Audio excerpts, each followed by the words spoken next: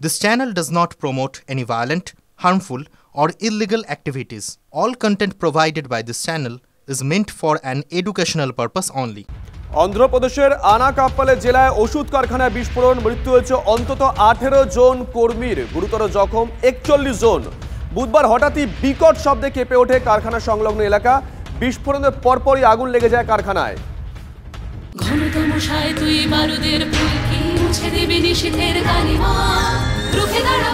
একজন মা হয়ে বলছি, সফল জীবনের জন্য যেমন চাই মজবুত হয়ে ওঠা শিক্ষা, মজবুত চুলের জন্য তেমনই চাই Alopex long and strong hair oil. দিকে দিকে প্রতিবাদ, দিকে দিকে প্রতিবাদ, সবার একটাই দাবি বিচার পাক তিলোত্তমা। কিন্তু গোটা পর্বে বারবার প্রশ্ন উঠেছে পুলিশের ভূমিকা নিয়ে।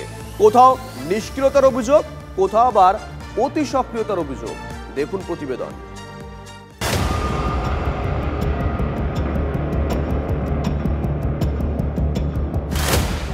যেদিন তিলোত্তমাকে খুন ও ধর্ষণের ঘটনা সামনে আসে সেদিন সকালে তিলোত্তমার বাবা অভিযোগ করেছিলেন মেয়ের দেহ তাদের দেখতে দেওয়া হচ্ছে না। এখনো দেখতে দেয়নি আপনাদেরকে? না, আমাদের এখনো দেখতে দেয়নি। কেন? পুলিশ এখনো কি ইনভেস্টিগেশন করছে, এই করছে সেই করছে। সেদিন সন্ধ্যেবেলার ছবিটাও সবার মনে আছে। ময়না তদন্তের পর তিলোত্তমার দেহ তার বাবা মায়ের হাতে তুলে দেওয়া হয়নি। বাবা মা গেলেন টালা থানায়, কিন্তু দেহ কোথায় যাচ্ছে বাবা মা সেটা জানতেন না। তাদের জানানোর প্রয়োজনও কেউ বোধ করেননি। কোথায় নিয়ে যাওয়া হচ্ছে মেয়ের দেহ?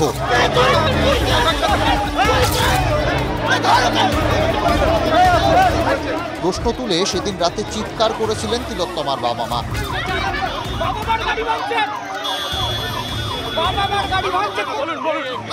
অভিযোগ করেছিলেন পুলিশের বিরুদ্ধে। আরে দেখুন না কি করছে ওরা, পুলিশ কি করছে আমাদের, পুলিশ আমাদের কিভাবে অত্যাচার করছে, পুলিশ আমাদের কিভাবে অত্যাচার করছে। ওই দেখুন ডেড বডি নিয়ে চলে গেছে, ডেড বডি নিয়ে কোথায় চলে গেল? আমাদেরকে মেয়েটাকে মেরে ফেললো, তারপরে একাদ অত্যাচার আমাদের। তিলোত্তমার বাবা মা যখন টালা থানায়, তখন পুলিশ দেহ নিয়ে পৌঁছে যায় তিলোত্তমার বাড়িতে।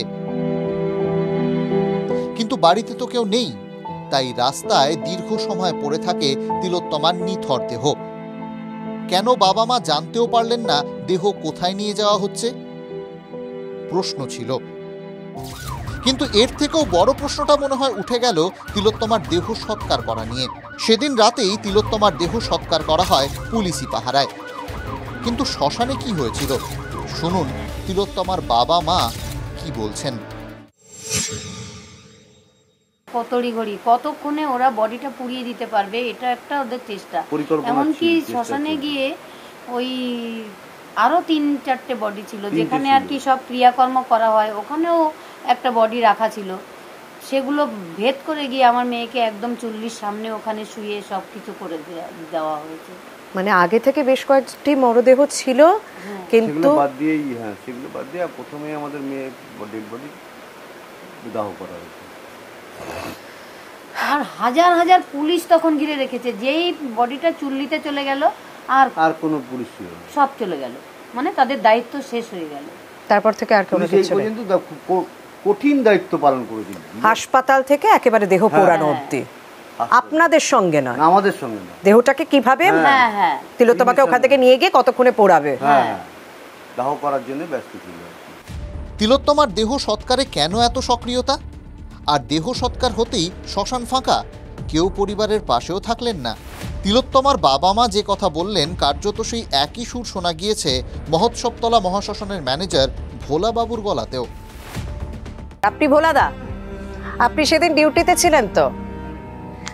আমি ওই তিলোত্তমার মায়ের সঙ্গে কথা বললাম, ওনার মা বলছেন যে সেদিন নাকি প্রচুর পুলিশ এসেছিল। হ্যাঁ, এমনও হয়েছে যে 3টে মরদেহ ছিল, সেগুলোকে রেখে মানে হ্যাঁ যে কনজেস্টেড হয়ে গেছিল এই জায়গাটা। তো একটা বডির লোক ছিল, যেগুলো বডি ছিল তার আগেও বডি ছিল, তারপরে লোকাল লোকও ছিল, ভিআইপিও ছিল। এই জায়গাটা পুরো কনজেস্টেড হয়ে গেছে। যত তাড়াতাড়ি রিলিজ করা যায় তত তাড়াতাড়ি, মানে পুলিশের একটা তাড়াহুড়ো ছিল। পুলিশ যত তাড়াতাড়ি জায়গাটা, ওনাদের তো কানুন ব্যবস্থাটা ঠিক রাখতে হবে না, যদি একটা কোনো গন্ডগোল হয় সেই জন্য ওনারা চাইছে যত তাড়াতাড়ি রিলিজ হয় জায়গাটা ততই ভালো। মানে এটা সত্যি যে 3টে দেহ থাকা সত্ত্বেও পুলিশ এসে তাড়াতাড়ি ওইটাকে দাহ করতে হবে। পুলিশ আগেই আমাকে ইনফর্ম করেছিল। আচ্ছা, পুলিশ আগেই ইনফর্ম করেছিল যে আমাদের একটা বডি আসছে।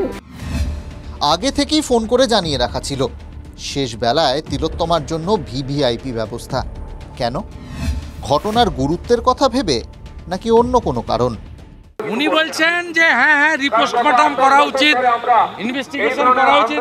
বলছে স্যার শুভেন্দু আমার মেয়ের বডি ট্রেন নিয়ে চলে যাচ্ছে, ছাড়ুন আমি আগে যাই আমার বাড়ি নিয়ে বডি বাড়িতে ঢুকিয়ে দিয়েছে। আর নান্টু ঘোষ ওকে আগে অ্যারেস্ট করুক, ওকে আর মিঠু মজুমদারকে। ও শ্মশানে কাঠ রেডি করে ফেলেছে। কে বলেছে ওকে কাঠ রেডি করতে? এফআইআর রাত্রি 11:30, তার আগে ক্রিমেশনের জন্য বডি চলে গেছে। এই সহ নানাবিধ ঘটনা পরম্পরা স্পষ্ট যে আগে কোনোভাবে বডিটাকে পুড়িয়ে দিতে পারলে বাঁচে।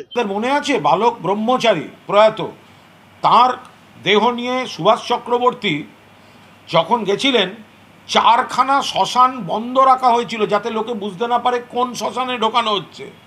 তার মানে কি পশ্চিমবঙ্গে ল অ্যান্ড অর্ডার ছিল না? তার মানে কি সেদিন রাষ্ট্রপতি শাসন জারি হওয়া উচিত ছিল? স্পর্শকাতর ইস্যু, বিতর্কিত ইস্যু, ওখানে বডি রেখে দেওয়াটা স্বাভাবিক ঘটনা নয়। সেখানে মানুষের কৌতূহল, ভিড়, নানা ধরনের বিষয় থাকে, ফলে সেগুলো প্রশাসন সবসময় আগে করিয়ে দেয়। এর মধ্যে কিসের রহস্য আছে?